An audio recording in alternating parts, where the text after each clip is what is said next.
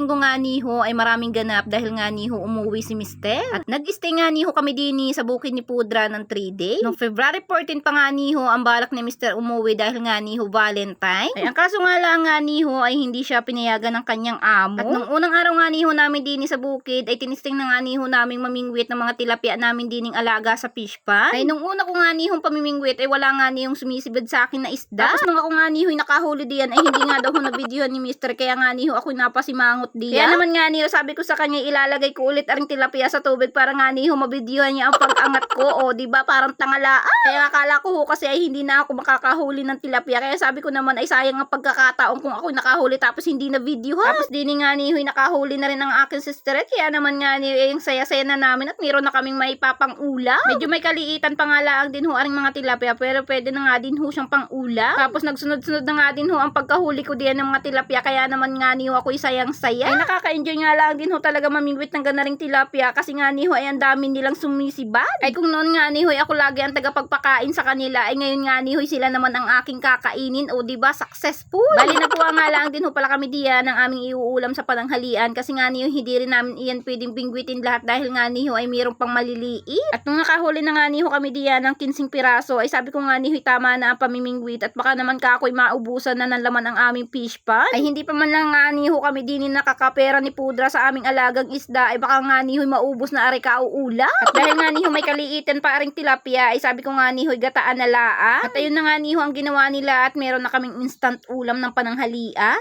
At nung magdidilim-dilim na nga niho ay pinag-set up po na rin ari si Mister ng aming tent na aming tutulugan din sa bukid. Hindi rin ho kasi kami kakasya doon sa dampa-dampa ni Pudra dahil nga niho lahat sila ay nagsiahunan din sa bundok at lahat nga niho sila ay din magsisitulog. Bali nga niho tunay kami nag-overnight din sa bukid ni Pudra dahil nga niho kami din ay nagbabantay din ng ulingin. At parang naging date na nga lang din ho namin ari ni Mister ay kaso nga lang hindi talaga mawawala ang pag-uuli. Ang bukid yata talaga ang beauty ko dahil ba naman sa dami-daming pwedeng pag-akitan sa akin ni Mister sa kanyang pag-uwi ay dini pa talaga sa bukid. At ang masestika pa ay mag-uuling pa kami.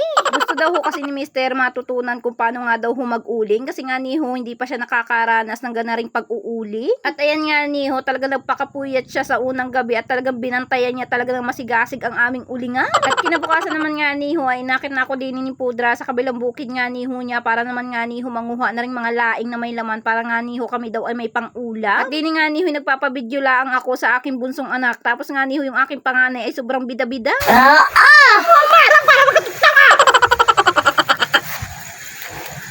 Ay nako, sa mga anak talaga natin ay hindi mawawala ng mga bida-bida kaya nga niho hanggang dito na lang ang video ko.